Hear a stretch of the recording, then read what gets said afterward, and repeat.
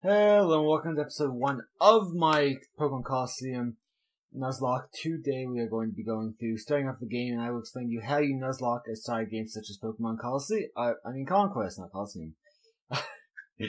I am obviously a boy, at least last time I checked. I don't know why it starts out with no, you'd think it would be yes, you'd think someone would know the gender. But apparently the game doesn't think so. So how I plan to Nuzlocke this is pretty simple.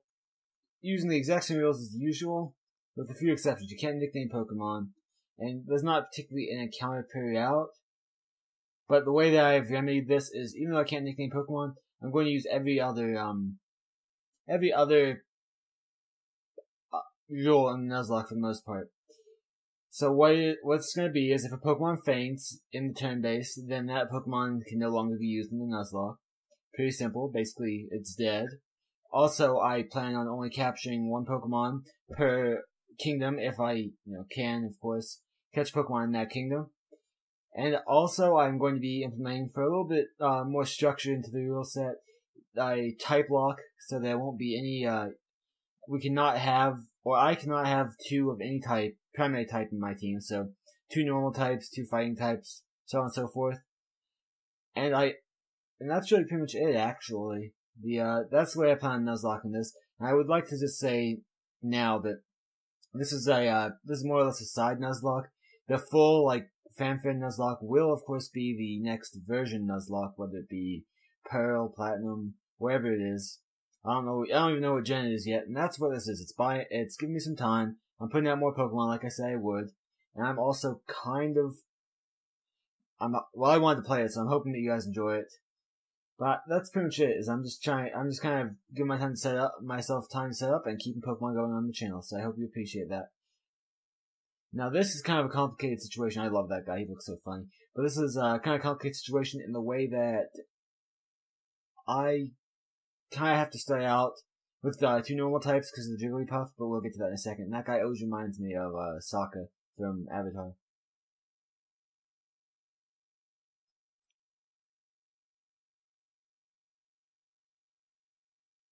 How did we run back? We didn't run into our kingdom, never mind. But with the exception of having to start out with 2 normal types, I'm going to try my best not to have 2 normal types on the team. Or any types. I'm going to try to stay true to that, no same primary typing. Yeah.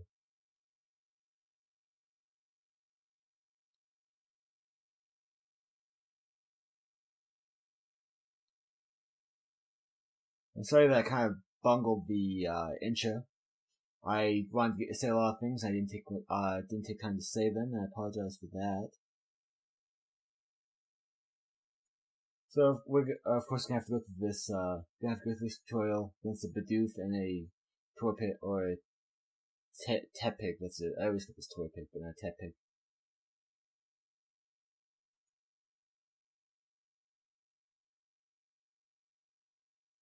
I expect this game to last no longer than maybe 20 episodes. That's more or less my assumption on it. I could, of course, be very much mistaken, but we will find out. Because this game is kind of a shorter game. I also know that there is a much more popular and larger YouTuber doing a Pokemon Conquest playthrough right now. However, it's not a Nuzlocke, and that's why I kind of felt like I should Nuzlocke it. Because I've never seen Nuzlocke done before. It also separates me just a little bit. I'm just copying. And also, I think it would be fun to try.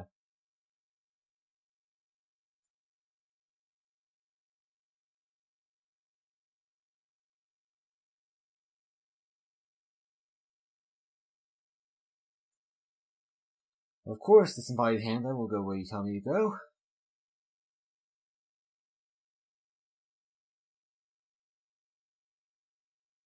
So we obviously can't fight, so we have to wait.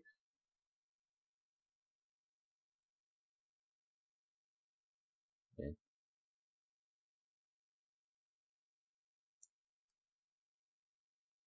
Of course, the face cam adds a lot of things that you wouldn't usually see. At least you didn't see the leaf green, but I'm trying leaf green Nuzlocke. I'm trying to add a face cam into all the layouts now. Even though it does make it a little more interesting because you get to see exactly what I'm doing the entire time. That Bidoof was easily taken out by Double Slap. I wonder if it wasn't just programmed that way, because I've tried double slap before in this game and I missed a good fair few times. Maybe it's just my luck though.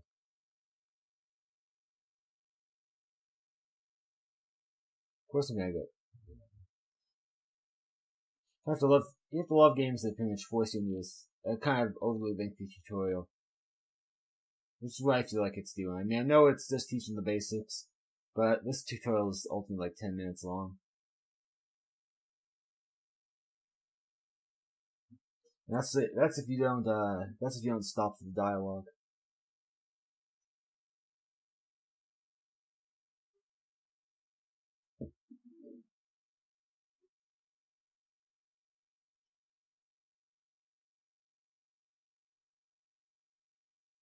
Well, you know, my friendship with Evie is up.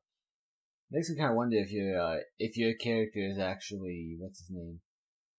Blue, yeah, Blue from from Fire Red Leaf Green. I mean, not Fire Red Leaf Green, from the Yellow version, because he starts out with an Evie. If it's just like not an ancient ancestor of Blue.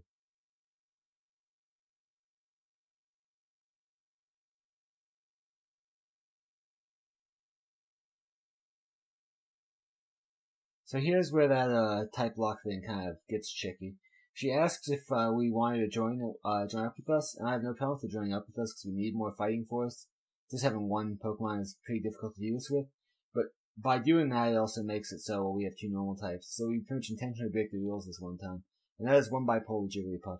But as soon as I can capture her another Pokemon, or as soon as I can get a few more people with different typing than normal, I'll drop her off at one of the Conquest Kingdoms, or I will I'll just give her whatever the new Pokemon is that we capture, or that I have her capture. So more narrative-based stuff. Just like pretty much every Pokemon game that's plain narrative-based.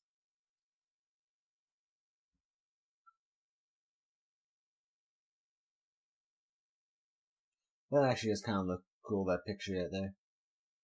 Funny thing is, I actually recorded this episode a little bit, just a few.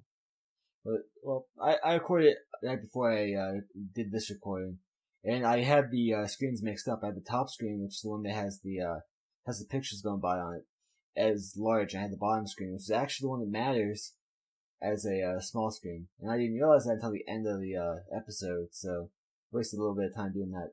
And I was going to just say, you know what, screw it, I'll do it. I'll fix it for the second episode, but I decided that's not very professional. And you know, you don't get a second chance to make a first impression.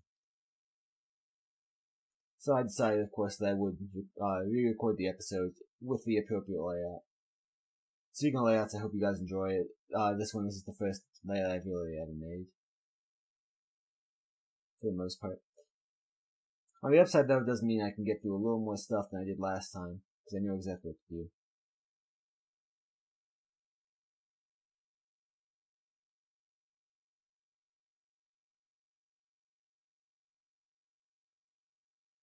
I wish I wish we could capture Pokemon at this point, but we can't.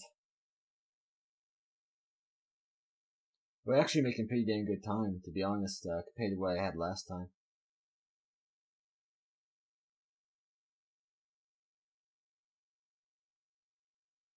I'm thinking though, if I evolve Eevee and bring her with us, a Wigglytuff would be pretty nice wall tension.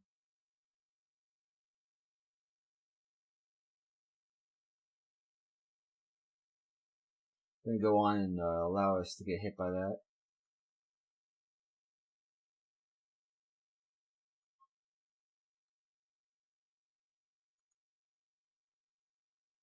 No range attacks repairably. Jigglypuff will take the hit, but we'll take it plenty easy. Yeah, it only does 6 damage. We can live with that.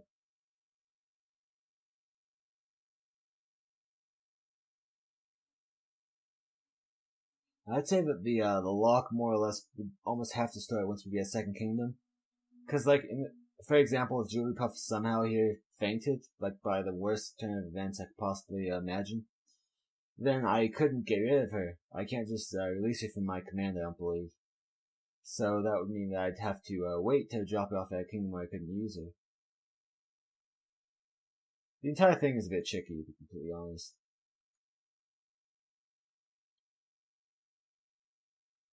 I should probably faint it, I'm guessing. It did last time, but you know. And that was a crit, so definitely a feint there. And I get my awesome ability to move once more. I'm of course going to move here, and hopefully clean up the Bidoof. It looks like I'm going to. Nope, never mind. But double slap is just fine to do it. Double slap more or less should do it just fine. Yeah. Double slap hits 4 times, which I'm perfectly fine with, and there it goes. That was victory. Sorry, I went past the victory screen a little bit too fast and saved my victory. I didn't realize that I was doing that. I need to sometimes not click A as much, I know that. So we do of course take care of pest control at the farm.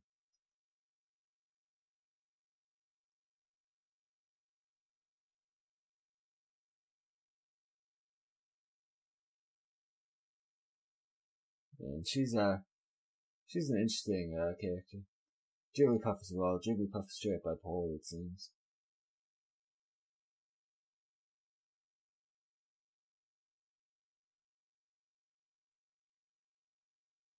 Okay, now this guy's gonna come and threaten us. I believe that's what he's doing. He could just decide to pop up and say, "Hey, I'm your neighbor. Here's some cookies." I doubt he's saying that though. So we do have to take care of some more pokes. I'd actually be pretty psyched if I could get a Persian. I know that Eevee is more or less what they want you to use, Eevee and Evolution. But to be completely honest with you, I'd like to have a Persian a little more, and I might actually end up grabbing a Persian. If I have the opportunity, I'll grab Meowth and just bond it. Get my bond with it to get one, because I haven't ever seen a Persian in this game. I haven't seen most Pokemon in this game. To be honest with you.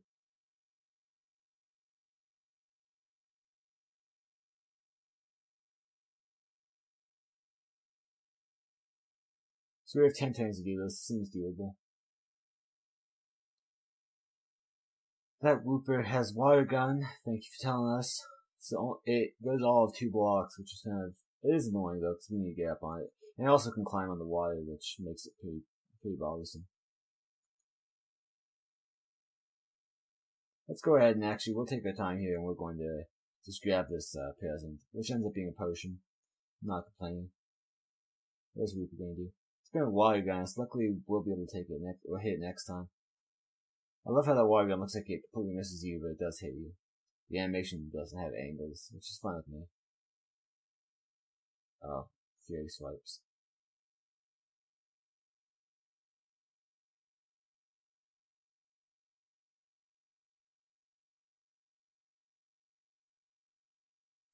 Yeah, go ahead and tell us all the stuff that we probably don't even care about. Yay, warrior skill and items. I don't need it particularly right now, but it's still useful. Yeah.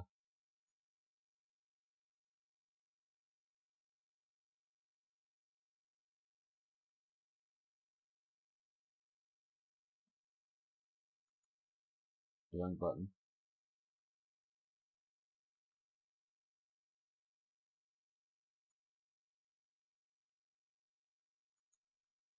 I don't particularly need to use either of those right now.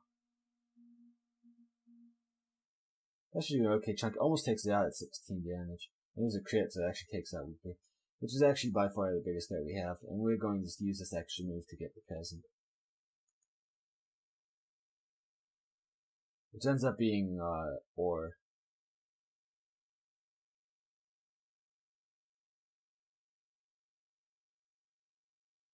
I like Sweet Song. It seems like a pretty nice attack. However, I'm not, or ability, but I'm not going to be using it just now. Because we're not so low on health as to justify it, in my opinion. We only get 2 hits, which is too bad. Luckily, Meowth is actually going to decide not to go after us, which I'm cool with. 100%.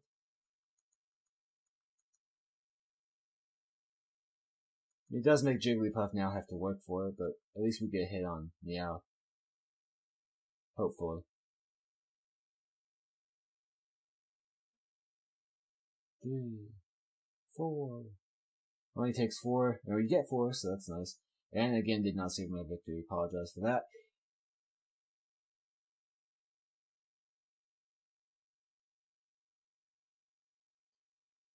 So we probably want to I think we're gonna do one kingdom takeover and get a few more characters on our list, hopefully.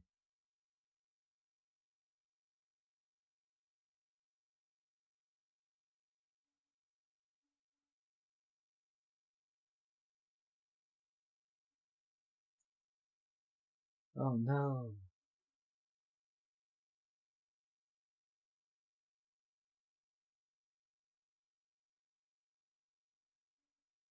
Yeah. I wish that dude was recruitable, but I don't believe he's I don't believe he's a trainer in this game. I think he's just a narrator for want of a better word. Yeah, hide behind your tough looking Jigglypuff. It actually kinda looks constipated. Or it looks like you're squeezing it too tight, one or the other. So I'm okay if we get the Tepig or the I don't remember what it's called now. I don't know why. But yeah. Anything but Bidoof I'm fine with recruiting. Because Bidoof would be 3 normal types and that's just pushing it. But as soon as we can get that, I will be switching her out for whatever fire type we can get, presuming we get one of the fire types. And I believe we'll win, and the odds are with us that we're probably going to get one of them recruited. Of course, I'd like the Warlord, but I can't always have that.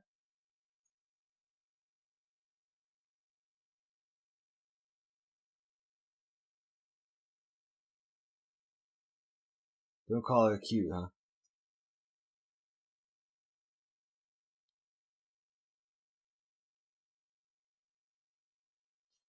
We barely are above them by 5 points in power, so we do need to be careful here.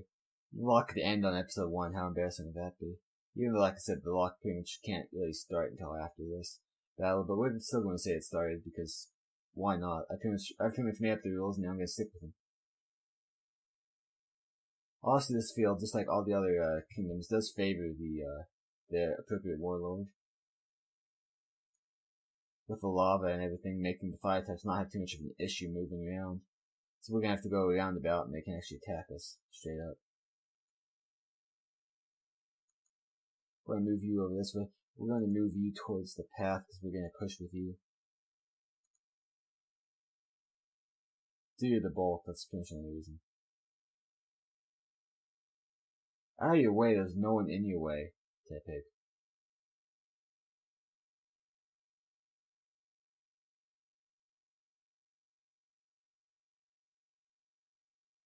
Looks like Chimchar, that's what it is. Looks like Chimchar is wanting to throw down with us. Yes, I see the fire. And now the fire's gone.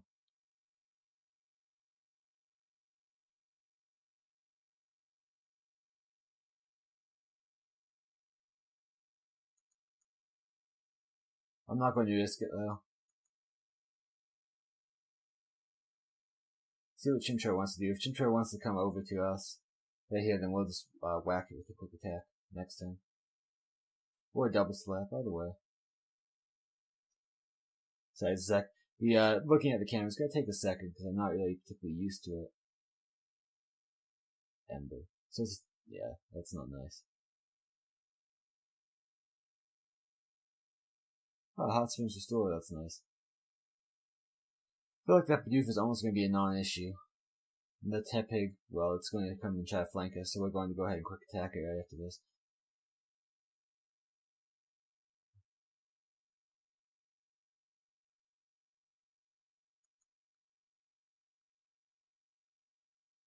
So we're going to go ahead and quick attack it. If we feint it, which we're probably not going to, but if we get a crit, then I'll use my second move to get into the hot spring.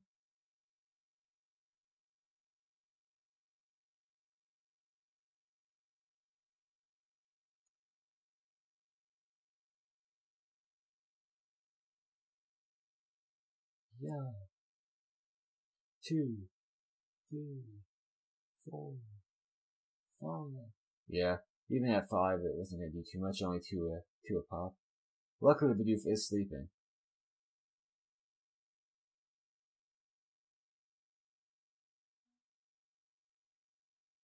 Going to go ahead and blast the Jigglypuff. It's full of hot air anyway. Just makes the air a little hotter. Good to know that that Tepig has to have a space, and it misses, so I'm cool with that.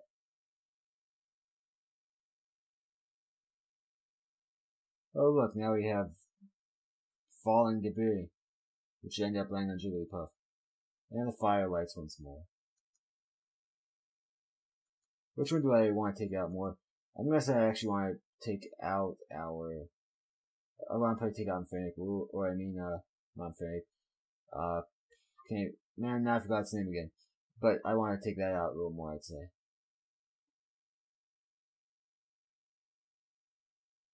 Chimchar, that's it. If we get a reasonable roll, like 2 more hits, then we've got this thing out. Nope, it lives on 1 HP, and it gets a Blaze boost. Not really looking forward to that. And we have a burn that will appear, which might be why we didn't take it out. Luckily, Bidoof is still incapacitated with the sleep stat.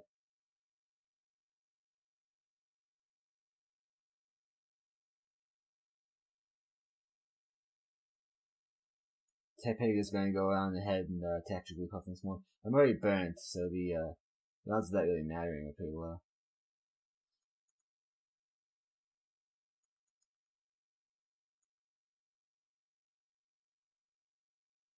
Can we take it out? Not quite. But it does get its Blaze boost, which I'm not really a fan of.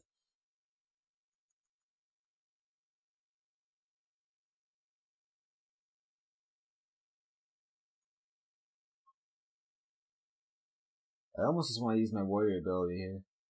Almost. I'd say we're at okay HP though, for me not to do that. Especially because we do take out the Tepig. So now we can really just focus almost solely on the Chimchar. Even if that thing wakes up, it's going to take a few turns to become a real threat for us. Okay, Eevee's going to take that, hopefully pretty well, even though the attack is up. And we now have Burn. That's not friendly. Up, here comes it. I think the Rocks are coming, are they? Nope. Luckily they are not. Okay. All I need to do is connect with this, and then I think I have an okay plan beyond that. Bang, there goes Chimchar. Now I'm going to use the Warrior ability to heal up our team. We can move once more. Is there a spring? There's a spring.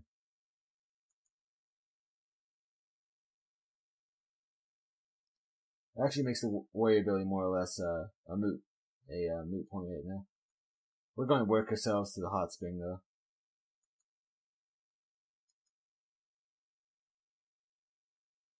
That's 6 HP, is not friendly. And now, of course, Bidoof will Bidoof will wake up. I really don't care though. It does have an attack boost, but we're at good enough HP now to take it, I think.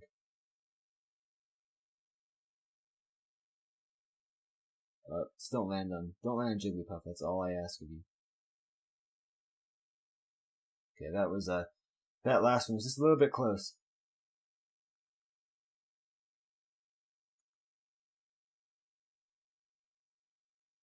Go ahead and survive one more burn, hopefully. What's Bidoof going to end up doing? It's not even going to take an attack this time. Here comes the Rocks, though. I think. Nope, not yet.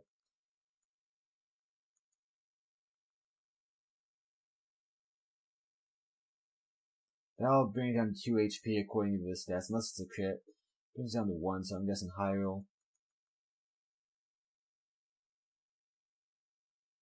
We're already at a reasonable amount of HP here. So Bidoof is going to be down in the next turn, I'd say, for sure. Go ahead and whack Jigglypuff. Jigglypuff, even hitting you once will take you out. That was a pretty big hit, though. Not gonna lie. Crap. And that one almost hit Jigglypuff, made me stop for a second, because it's kind of vulnerable at this point. Okay, well, we've won this one, luckily. And now it'll actually be that. And with this victory, we're gonna see who we can recruit and who not. And then I'll just reorganize the troops and all that. But, yeah, basically this is the end of the episode. If you did like the episode, please do remember to like it. If you think that this should be an actual series, and if I should continue it, then obviously the more likes the better. And my goal for the likes this time is 5 likes. I think that's reasonable for my size of channel. And people who typically end up watching my videos, so 5 likes would be a great number to hit right here. And I hope you all enjoyed it. That's obviously the intention here.